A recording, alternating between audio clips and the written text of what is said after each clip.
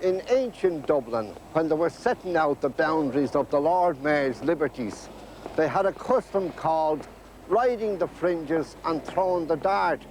It was a sort of a procession of the trade guilds, but sometimes it was very tough, hard work and often very dangerous. Today in Dublin, we have a custom called riding the fringes on the comfort and safety of dart. And between you and me, it's really child's play, like going to the seaside.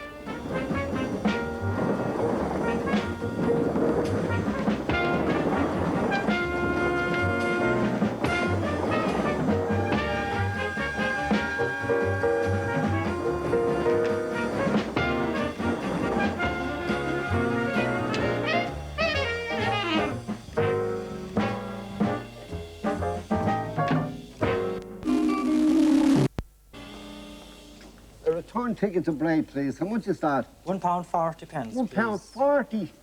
It used to be only a tanner when the young people today wouldn't know what a tanner was. About 2.5p in today's money. Oh, sir, thank you. Thanks. If the mother could only see this, isn't technology wonderful all the same? She'd stand there all day watching them gates opening with the ticket. An escalator. You don't even have to climb the stairs. The teams of times that we charged down Pearsley with the mother. Come on, mammy, quick, we'll be late. And the train roaring overhead into the station, and the poor mother puffing and panting, and we half dragging her up the stairs. There was no comfort in the old days, but today, it's like a magic carpet.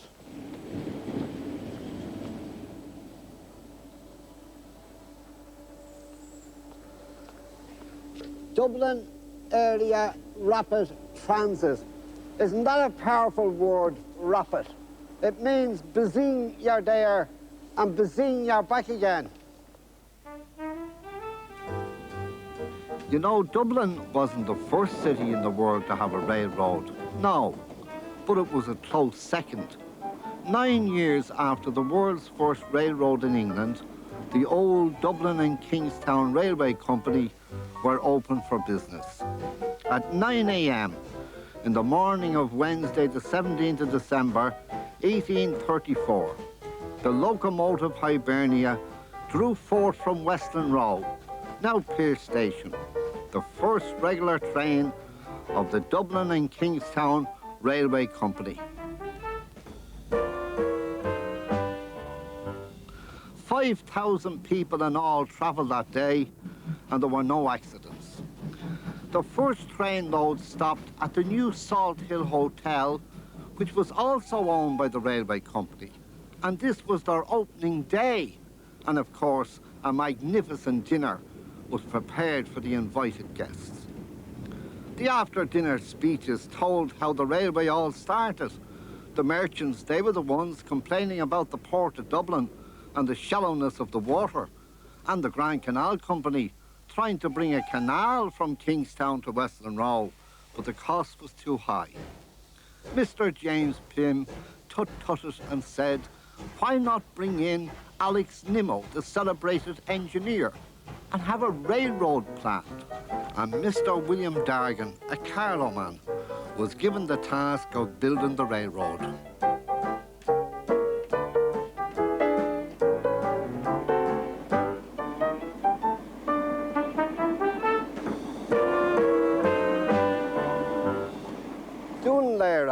Of course, this was the end of the line of the old Dublin and Kingstown Railway. And to make sure it was the end of the line, they built the station right across the tracks. Of course, there was a man agitating for that, Thomas Gresham. He founded the hotel in O'Connell Street and the original Royal Marine Hotel. You see, Gresham didn't want Bray to become a rival of Kingstown. So the ladies and gentlemen of Kingstown applauded Mr. Gresham, sent around the hat, made a fine collection, and gave him a silver salver and a purse of guineas in gratitude for having the station stop right here. All the same, when you come to think of it, we're very clannish and very short-sighted. They say Thomas Gresham was named after Sir Thomas Gresham, the man who founded the Royal Exchange in London. And sure, his lucky charm was a grasshopper. Now our fella, our Thomas Gresham, he should have known that grasshoppers jump and that this train was going to start jumping along the tracks right through Kingstown, Sandycove, Dalkey, Killiney, Shankill and into Bray. And you know, it's just as well it did. Because how would me mother and father have got to Bray on their honeymoon if it wasn't for the old steam puff puff?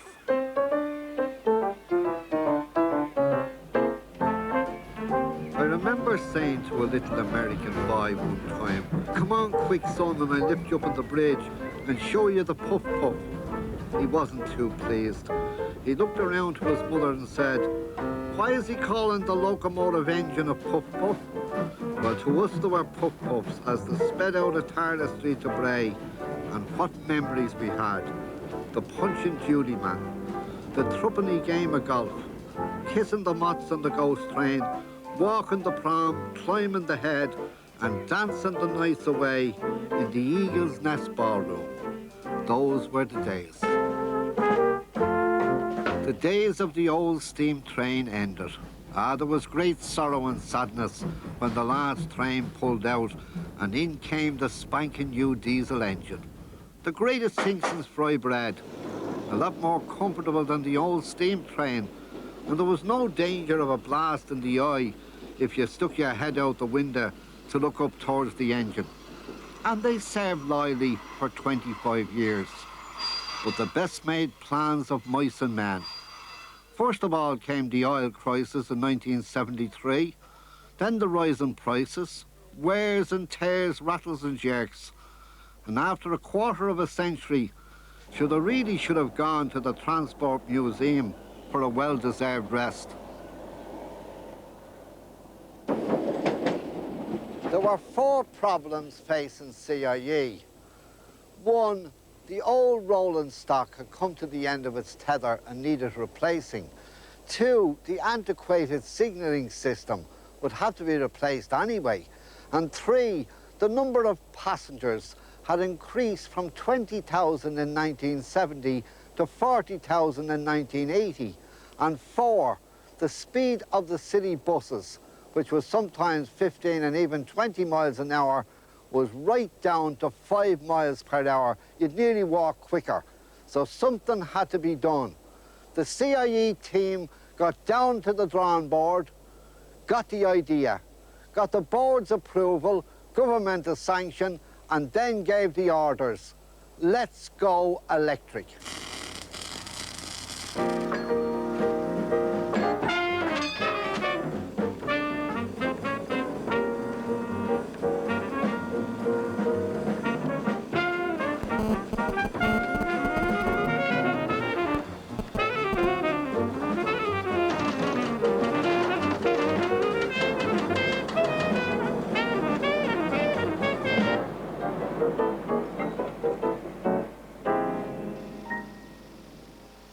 Well, here they go. Now, one of the first things to do was to lay underground cable along the sides of the tracks carrying electric juice and signal control system. The entire project was managed by a special team set up in the department of the civil engineer of CIE. The machine for laying this cable is one of the latest in high technology, and despite all the high tech, it's nice to see that there's still room for the man and the old shovel. Do you remember the permanent waymen? They used to walk for miles and miles repairing the tracks. You've heard of music while you work, but did you ever hear of building a new railway while the other old railway was working? Now, this was one of the most difficult parts of the entire operation. In order to preserve a series of bridges, they had to lower the tracks at Doonlera by a couple of feet and drill through solid granite. Now here's where history repeated itself in reverse. When Dargan struck the granite, he rejoiced and praised God for the lovely foundation. But when the Dart team struck the granite, they must have cursed the devil because they had to bring in special machinery to excavate it. I could talk about attention to detail, but this was really organisation at its best. There were 12 main contractors, employing over 500 men, and where possible, everything of Irish manufacture was used. 60 bridges along the route had to be reconstructed, and special attention was given to ensuring that the reconstructed bridges blended into the surrounding environment and to minimise the inconvenience to the public. CIE will be eternally grateful to the general public for their understanding and cooperation when this job was underway.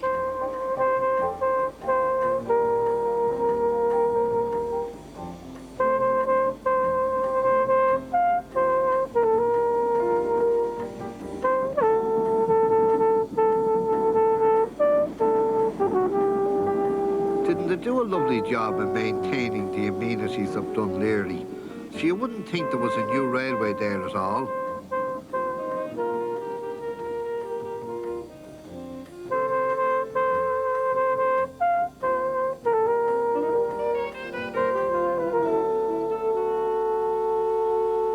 Here we see the unpacking and uncoiling of the overhead line equipment. There was 300 miles of copper cable used to carry the power to the train. I wouldn't mind having that yoke for wallpaper in the landing.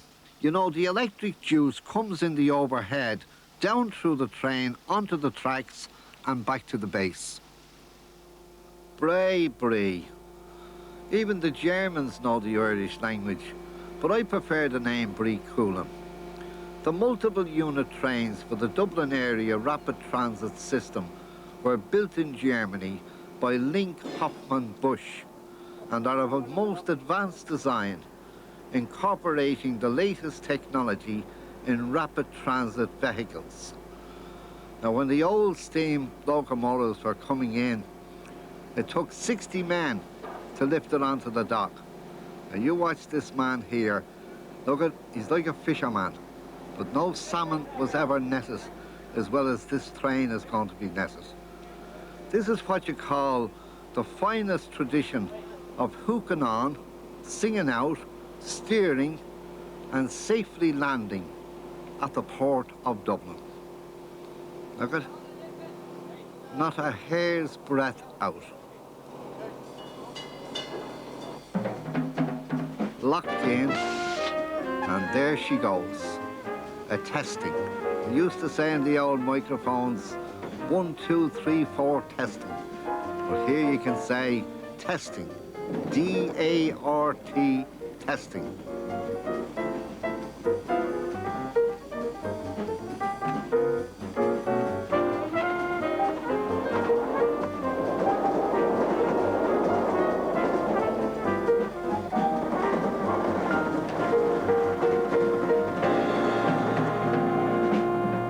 This is the day the engineers were waiting for, when they could test start and go through her with a fine comb. The electric system chosen is 1500 DC with overhead contact. Current is taken into the system from the ESB national grid at 5 points along the route. The main ESB supply is 38,000 volts AC, and it's converted and rectified at substations to give the line a voltage of 1500 DC. The modern electronic chopper control system used offers for smoother and more trouble-free traction, less jerks and stopping and starting. But wait till you hear this.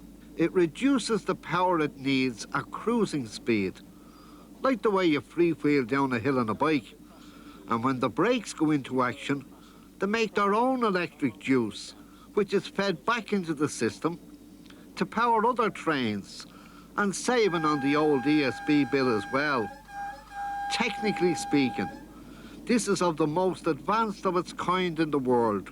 Dublin is up there with Paris Metro, Munich U-Bahn, London Underground and even New York.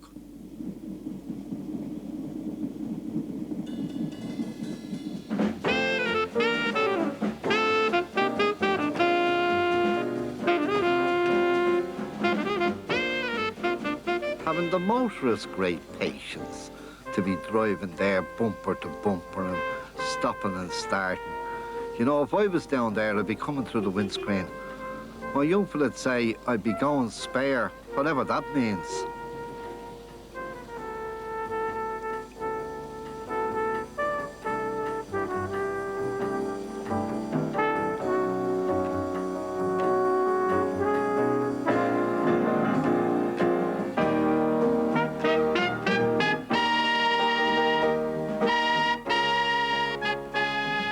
You don't have to go spare. You don't have to go by motor car. You can go by Dart and travel in comfort and style.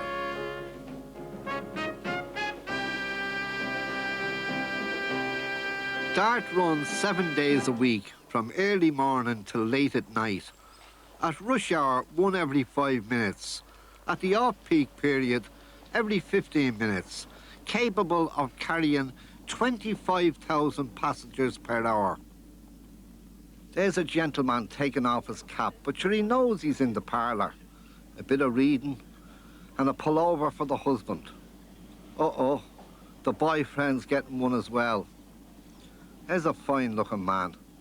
And in Dublin's fair city, where the girls are so pretty. That's the best of Dart. You can sit back, do your bit of knitting, do your bit of reading, say your prayers, study form, plan out your day. You're letting somebody else do the driving and the worrying, and you're saving the most important thing of all, time. Holt to Connolly Station, 25 minutes. Bray to Pierce Station, 32 minutes. Compare that to the motor car, the red traffic lights and the traffic jams.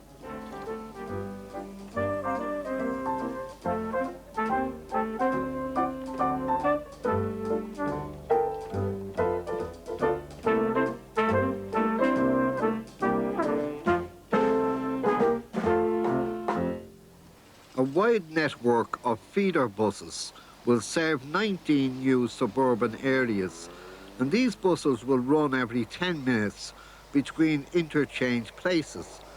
In the city centre, a service will be provided to link up Houston, Connolly and Tara Street stations, with a pick-up and a let-down at O'Connell Bridge. Now, I don't know what you call that, but where I come from, we call it wall-to-wall travelling.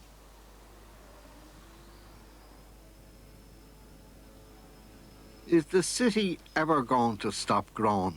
There seems to be no end to the new houses. When I was a young fella, Raheny was in the country, but all the same, aren't they blessed to have Dart on their doorsteps?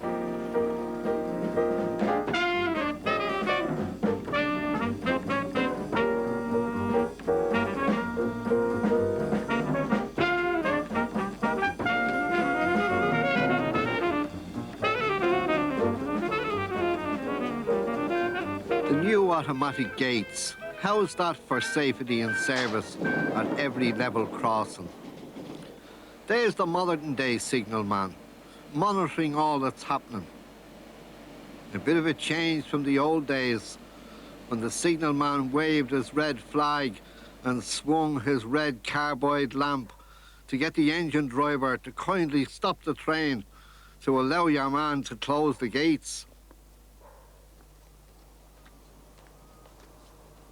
12 level crossings protected by barriers and remotely controlled and displayed on TV screens, leaving nothing to chance. Everything for safety all along the line. The computer system was designed by the CIE team and were manufactured in Galway.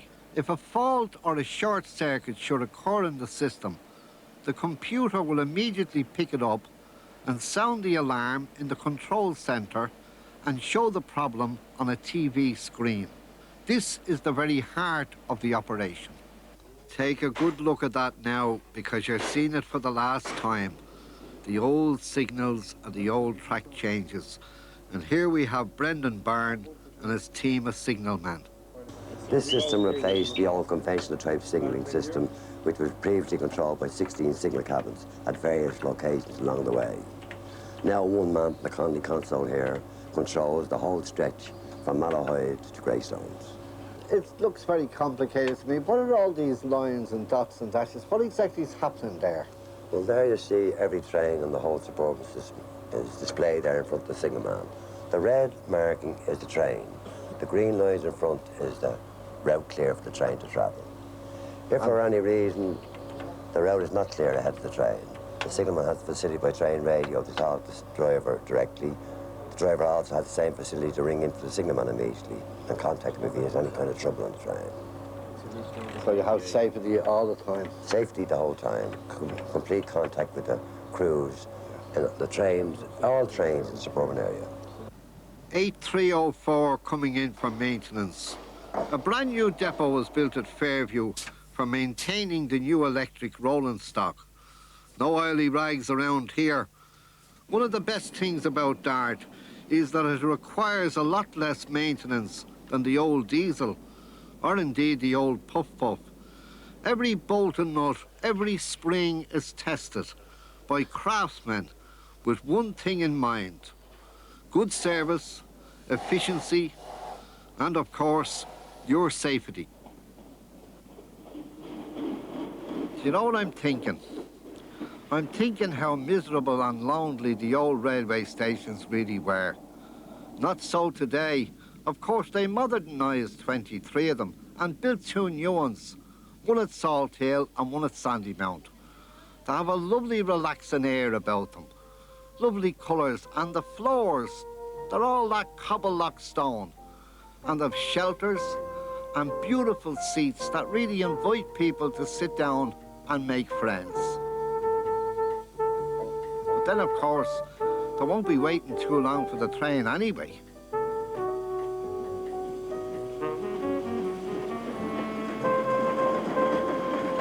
Well, there she goes. DART, Dublin Area Rapid Transit. Well on the railroad to be one of the leaders in rail travel in the 21st century. Capable of carrying 80,000 passengers per day in modern comfort. Well heated on cold days and well aired on the hot days. Cruising along as smooth as silk. From Holt Head to Bray Head in 1 hour flat. That's teamwork. The early success story enjoyed by Dart is due to teamwork and the enthusiastic support of the drivers and staff in general, who are providing a fast and efficient and friendly service for the Irish people. The end of the line, the end of the story, but really the beginning of a new era. Riding the fringes today in the luxury, comfort and safety of Dart is a far, far cry from the days when the Lord Mayor and the 25 trade guild corporations of Dublin got up on their horses at Christchurch Hill to perform the ceremony of riding the fringes and throwing the dart.